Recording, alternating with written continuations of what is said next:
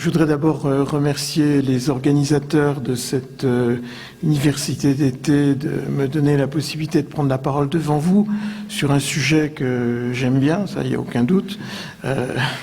Après, on appréciera le contenu. Donc, j'ai le privilège finalement d'inaugurer cette saison 2015 de l'université d'été de la Principauté d'Andorre avec une conférence sur l'histoire de l'unité européenne. Bon, je pense que ce n'était pas utile de refaire toute l'histoire, ça n'a aucun sens de vous abreuver de dates en tout genre. Et donc, j'ai choisi de parler des premières formes de l'unité européenne, première forme de l'unité européenne à travers 3 événements. Le Congrès de l'Europe de mai 1948 et je dirais ensuite l'échec du Conseil de l'Europe. Deuxième point, le succès de la déclaration Schuman du 9 mai 1950, mais l'échec aussi de ses clones, qu'ont été la Communauté européenne de défense et la Communauté politique européenne. Et puis, dans un troisième point, le rebondissement que je qualifie de plus réaliste des traités de Rome du 25 mars 1957. Et je terminerai en essayant de voir quels sont les défis actuels, les défis auxquels l'Union européenne doit répondre actuellement. Et dans le fond, si cette première partie de l'histoire de la communauté européenne ou de l'Union européenne peut apporter quelques éléments de réflexion. Je pense que l'histoire peut apporter de toute façon des éléments de réflexion, mais qu'est-ce qu'on peut en tirer finalement? Et j'aimerais qu'on aille au-delà, évidemment, de l'histoire sainte, entre guillemets, de l'Europe, parce qu'on a fait beaucoup trop d'histoire sainte jusqu'à maintenant. Et c'est la raison pour laquelle je commencerai par une première partie qui insiste sur la réorganisation du monde en 1945. Autrement dit, en 1945, implicitement, j'ai envie de vous dire, on ne parle pas d'Europe. Enfin, on fait que ça, on parlait de l'Europe quand même. Hein. Mais on ne parle pas d'organisation de l'Europe. On réorganise les relations internationales. Et derrière le on, évidemment, il y a les États alliés, les États des Nations Unies, avec un premier acte qui s'est joué à Bretton Woods en juillet 1944, organisation qui avait pour but de stabiliser les monnaies et qui a vu s'affronter un projet très intéressant, mais peut-être sans doute trop original, de John Maynard Keynes, qui voulait créer une monnaie internationale qu'il appelait le Bancor, etc., et qui a été repoussé par le chef de la délégation américaine, Harry Dexter White, qui lui a fait triompher l'or et le dollar. Il n'en reste pas moins qu'un Fonds monétaire international a été chargé de gérer les parités monétaires et une banque internationale pour la reconstruction et le développement a apporté certains crédits de développement. On peut en retenir que le système rejetait l'autarcie de toute façon. Et puis, peut-être deuxième moment important aussi, ce sont les grandes conférences internationales où États-Unis, Union soviétique et Grande-Bretagne ont remodelé le monde. La plus connue, c'est Yalta, vous la connaissez tous, en février 1945, et Potsdam aussi en juillet-août 1945. Alors, contrairement à ce qu'on a écrit, Potsdam, c'est pas le partage du monde, ça c'est complètement faux. C'est au contraire une tentative pour essayer de rassembler 2 mondes qui avaient du mal à se comprendre, c'est-à-dire déjà le monde communiste d'un côté et de l'autre côté le monde de la démocratie. En ce qui concerne l'Europe, les 3 grands alliés, et vous voyez que De Gaulle n'en fait pas partie pour l'instant encore, les 3 grands alliés ont ignoré les projets d'unité européenne.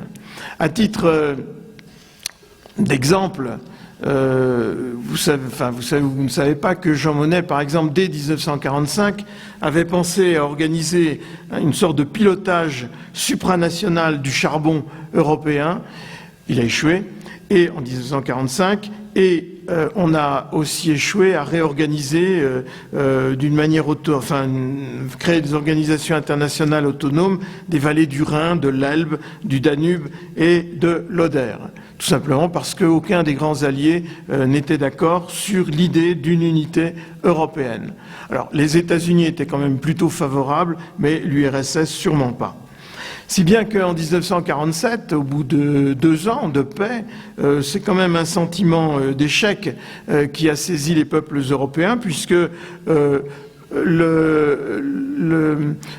rationnement continuait en Europe, en France, en Allemagne, et donc la reconstruction économique était particulièrement lente.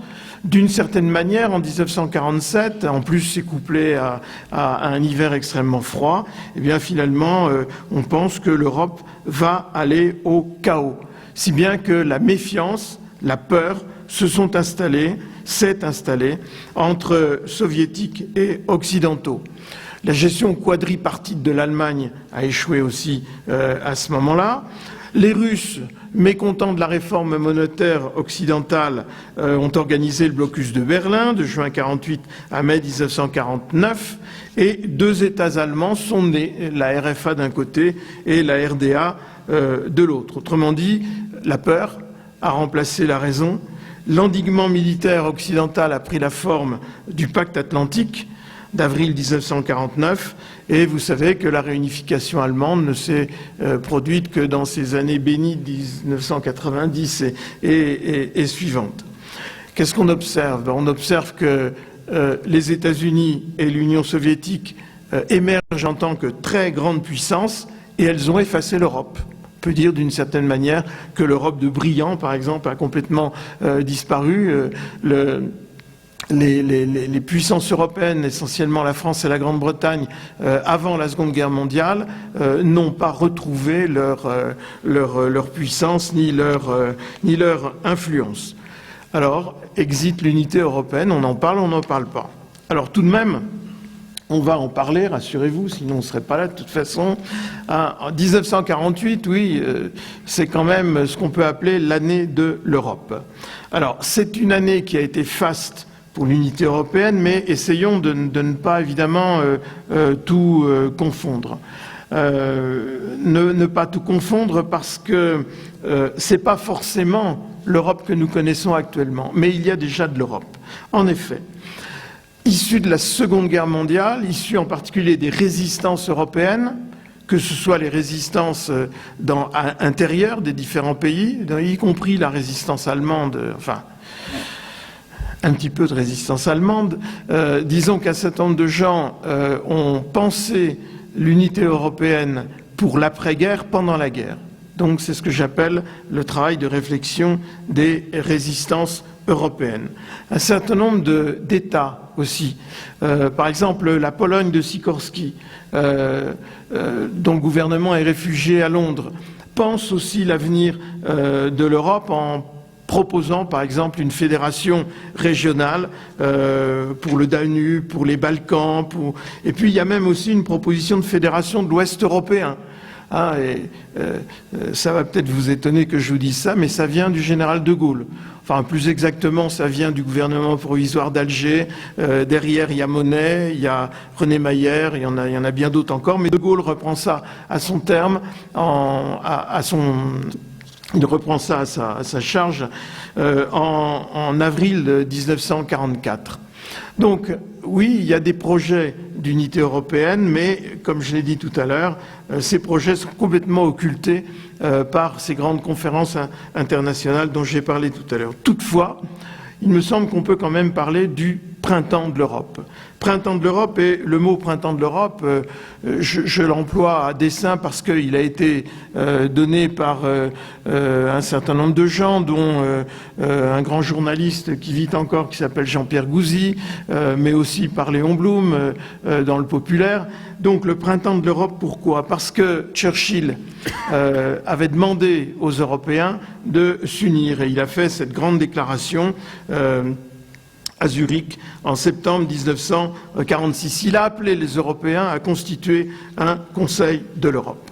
Pendant ce temps-là, les alliés occidentaux européens, en tout cas France, Grande-Bretagne et pays du Benelux, ont négocié ce qu'on appelle le pacte de Bruxelles, qui a été signé en mars 1948, et qui n'est pas une organisation européenne au sens européiste du terme. Il ne s'agit pas de faire l'unité européenne, mais il s'agit de se défendre contre l'Allemagne officiellement, mais en fait contre l'Union soviétique. Et à partir de là est née aussi la demande de pacte atlantique. Mais autour de Churchill, il y a un mouvement qui se constitue, United Europe Movement, qui est piloté par le gendre de Churchill, Duncan Sandys, et c'est un mouvement qui est confédéraliste. C'est un mouvement donc qui ne veut pas forcément des abandons de souveraineté au profit d'un gouvernement fédéral, pour dire les choses comme ça. Et donc ce mouvement a proposé à d'autres mouvements qui eux étaient fédéralistes de se réunir pour essayer ensemble, confédéralistes et fédéralistes. Alors les confédéralistes, on dit les unionistes, pour se regrouper donc à La Haye le 7 mai 1948. Et là, deux visions se sont affrontées. Il y a une vision fédéraliste et supranationale et non alignée, d'ailleurs aussi, qui a affronté celle de Churchill, qui est aussi la conception gaullienne finalement, d'une union confédérale d'États d'Europe occidentale. Le résultat, c'est qu'il y a eu tout de même une réaction des gouvernements, en particulier des 5 du pacte de Bruxelles, qui ont décidé de créer un Conseil de l'Europe. Mais le résultat du Conseil de l'Europe, et c'est ce qui justifie pour moi le terme échec du Conseil de l'Europe, c'est le fait que ce Conseil de l'Europe n'est pas... Enfin, l'Assemblée consultative du Conseil de l'Europe, comme son nom l'indique, elle est seulement consultative, et donc il n'y a pas eu de gouvernement fédéral, ni même d'avancée vers un gouvernement commun. Ce sont les États membres du comité du Conseil de l'Europe, du comité des ministres, qui décidaient d'un certain nombre de choses, et en particulier à repousser systématiquement tout ce qui était d'inspiration fédéraliste. Au passage, j'ai envie de dire que les États-Unis interviennent, mais ils interviennent d'une façon étonnante, puisque, dans le fond, dans le dans le plan Marshall, il était bien indiqué que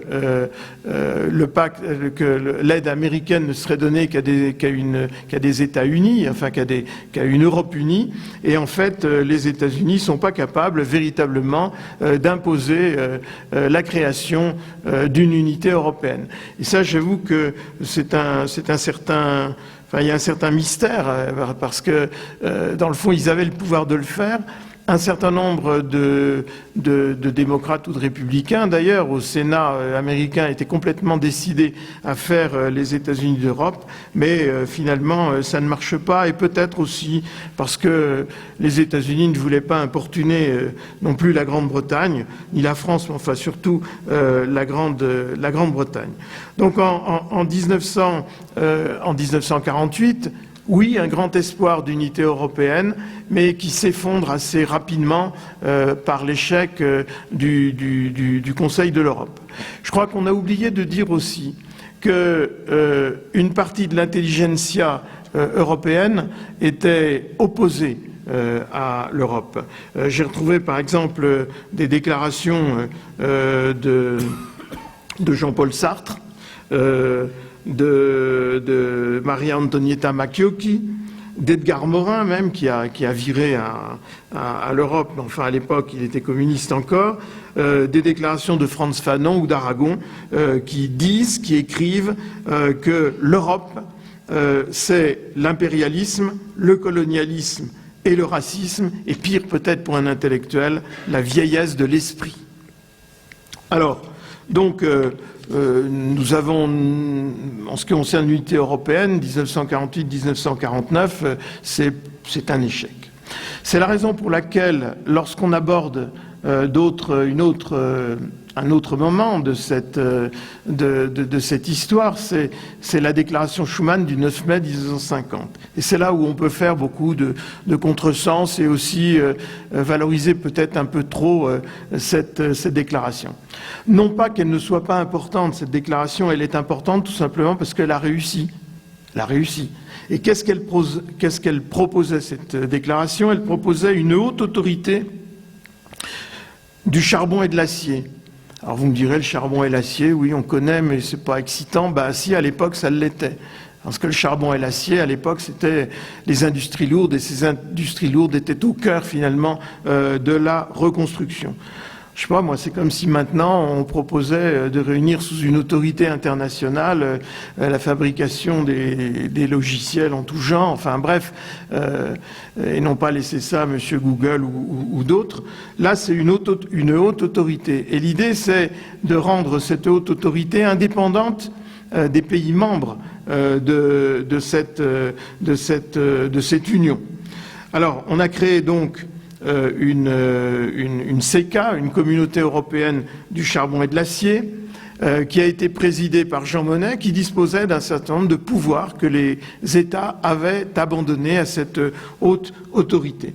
Alors l'idée, c'était quoi?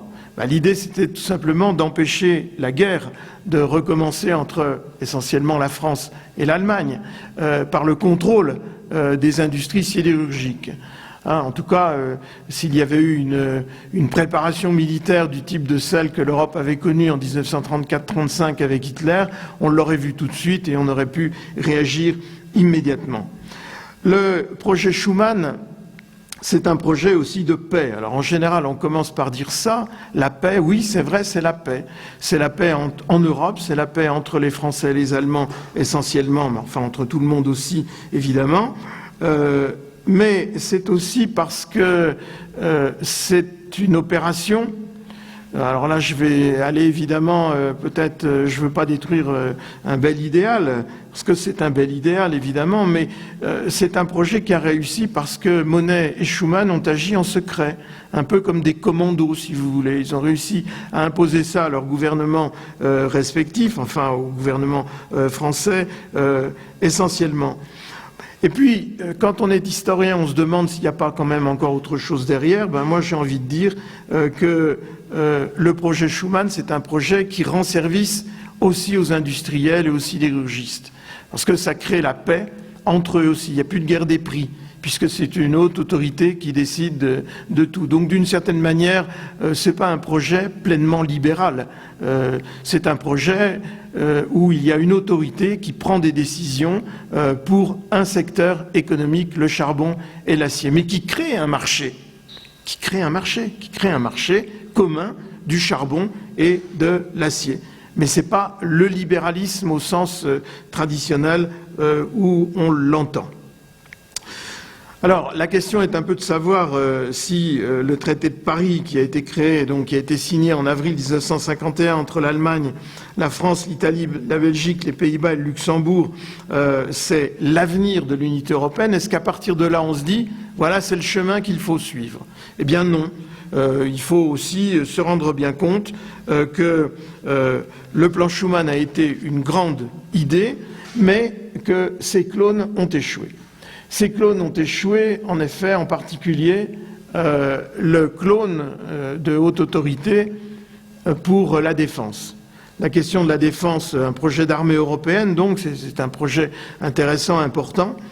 Monnet, plutôt, en fait la proposition secrètement à René Pleven, qui est le président du Conseil à l'époque, et à Robert Schuman aussi. Ils leur ont présenté un projet d'armée européenne en septembre 1950, et Pleven en parle à l'Assemblée nationale.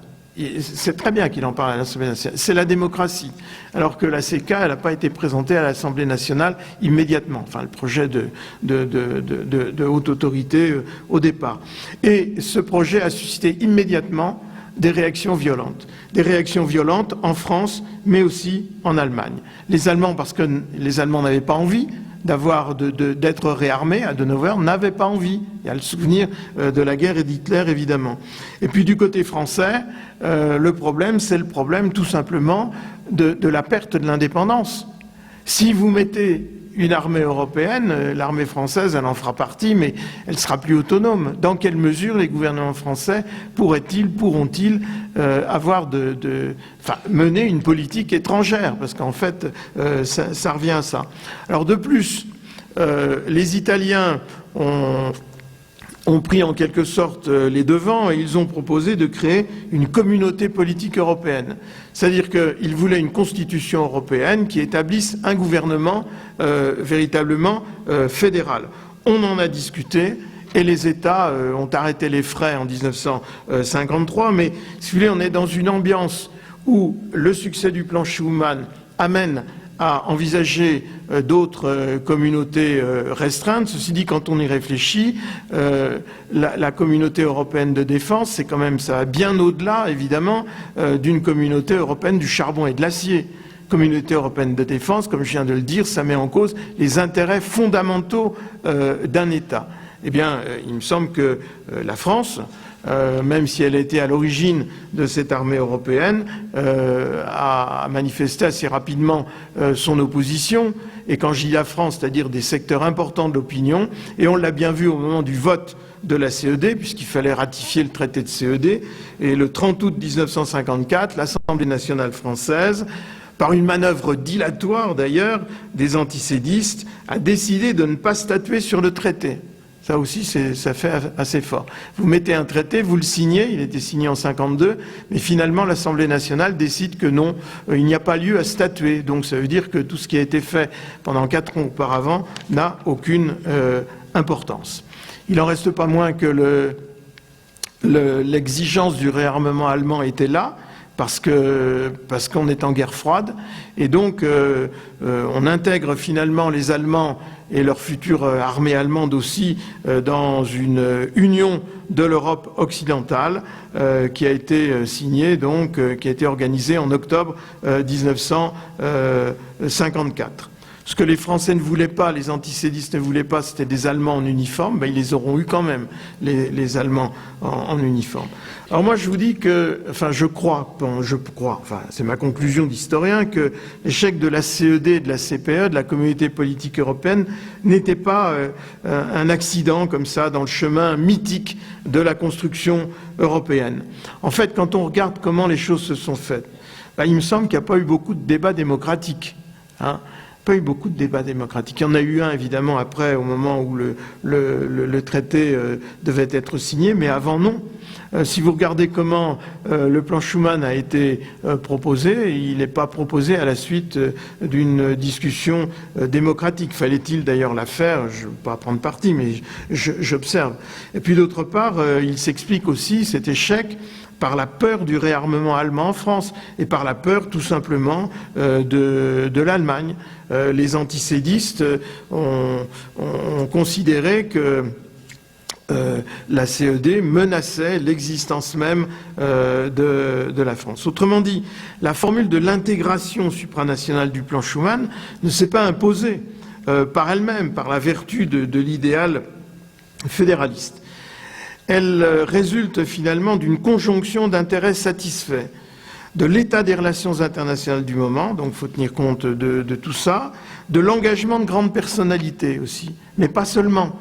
Vous avez des grandes personnalités qui se sont engagées pour la CK, ça a marché, pour la CED, c'est les mêmes, ça n'a pas marché. Autrement dit, on a beau être fou d'Europe, c'est pas parce qu'on est un bon orateur comme Paul-Henri Spaak que l'on peut emporter la décision concernant ici la CED dans ce cas-là. Et il faut aussi une confiance populaire. Et cette confiance populaire, pour le charbon et l'acier, c'est pas grave. Charbon et l'acier, bon, c'est un peu inconnu. Du moment que les Français avaient le charbon dans leur fourneau, c'était le principal.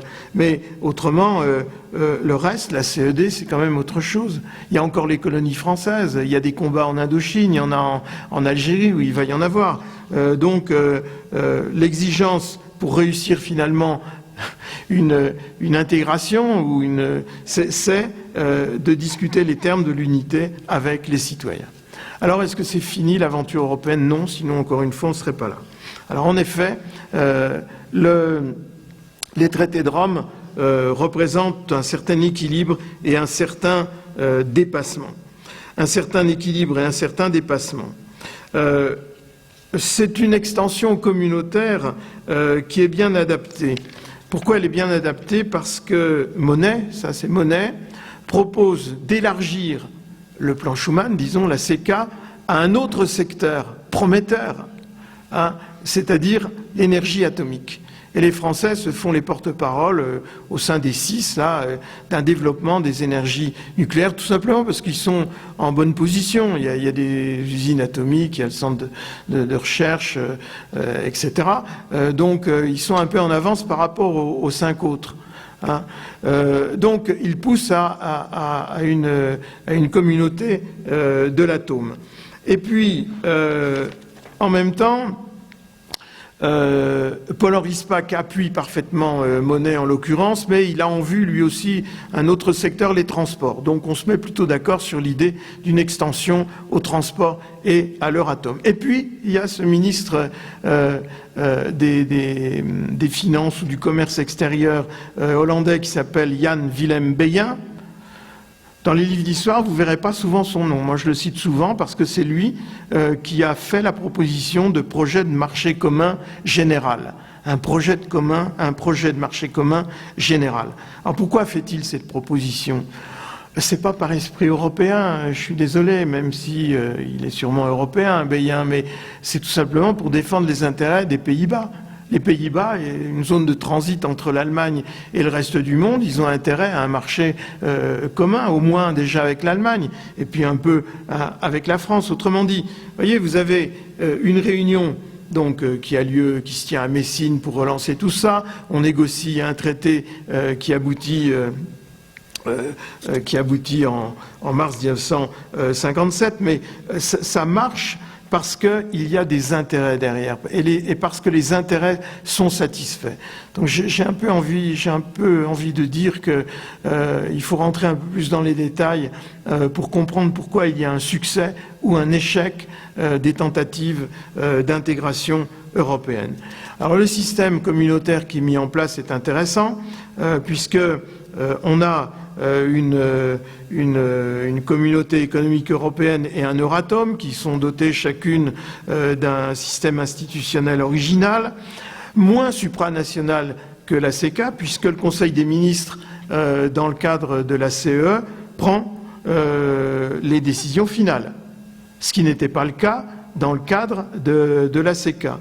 Mais la commission de la CEE est indépendante, c'est elle qui prend des initiatives, c'est elle qui représente l'intérêt général européen. Mais elle doit soumettre tout ça au Conseil des ministres, où là les décisions sont prises dans un premier temps à l'unanimité, ensuite à la majorité, enfin à la majorité qualifiée, etc. Ça c'est le jeu des améliorations progressives. Mais peut-être le plus intéressant dans cette communauté économique européenne, c'est le fait qu'il y a une partie qu'on peut qualifier de traité-loi.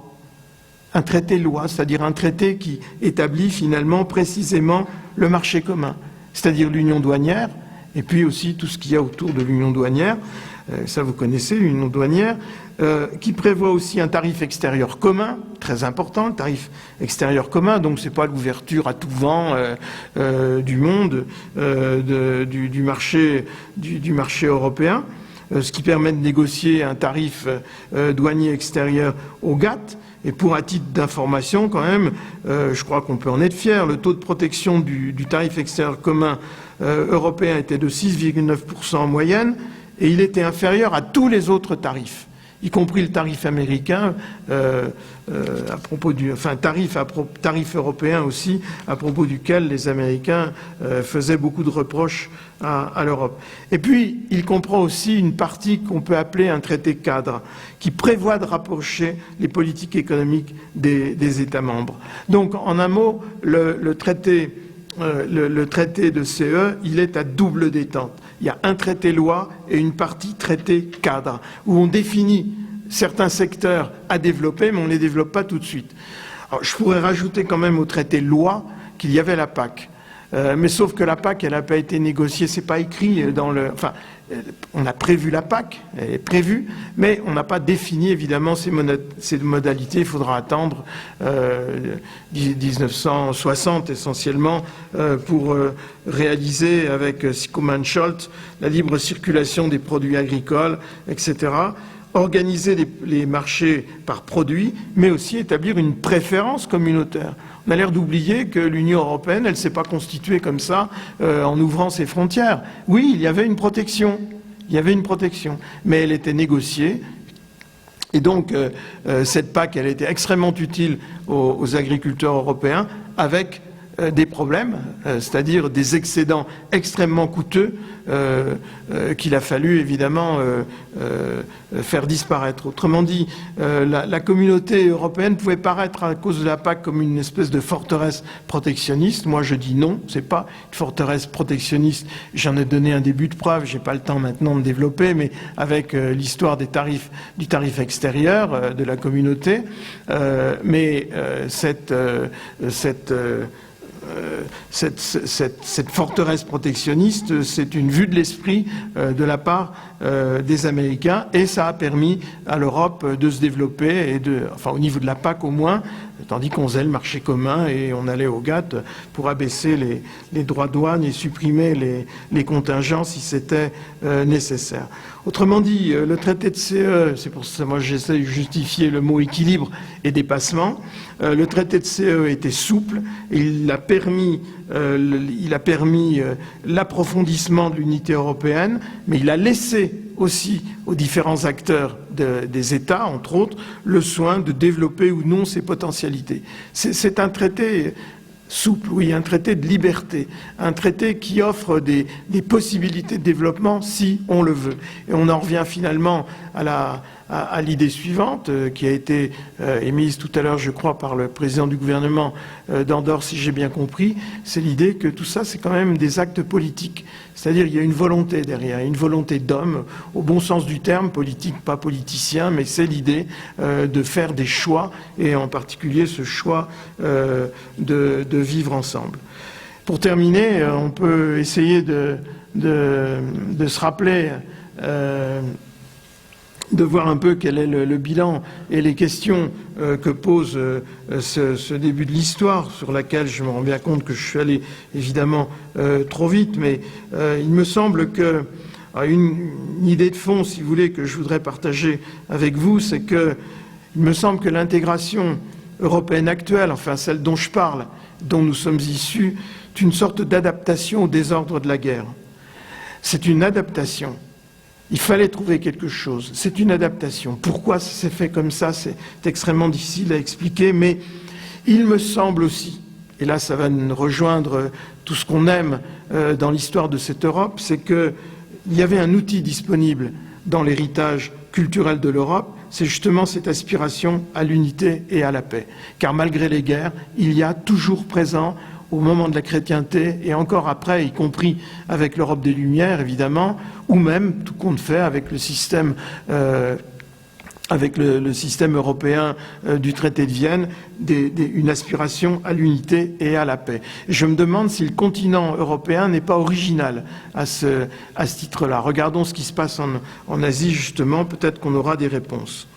L'unité européenne, autre bilan et question, ne résulte pas de contraintes américaines, mais de contraintes géopolitiques.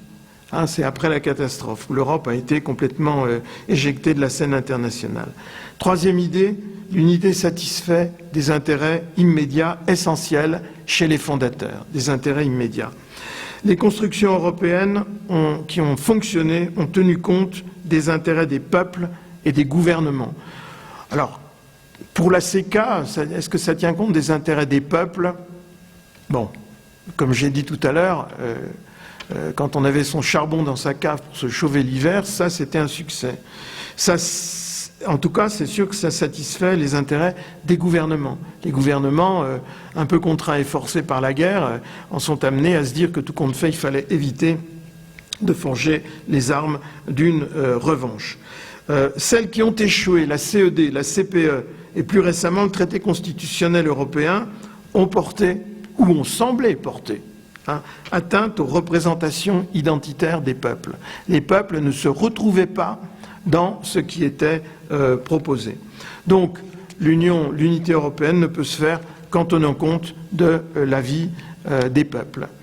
Quant aux personnalités d'exception qui apparaissent, il y a des personnalités d'exception qui apparaissent, dont Monet, entre autres, elles ont facilité la création du système communautaire parce qu'elles étaient convaincues du bien fondé moral, politique de l'intégration européenne. Donc je répète que leur détermination est un facteur de succès, mais elles n'ont pas empêché l'échec non plus. Alors quel est véritablement leur rôle? Pour terminer vraiment, rassurez-vous, il me semble que les défis auxquels les Européens de 2015 sont encore confrontés, comme ceux qui ont créé les premières institutions, c'est quelle dose de fédéralisme instiller.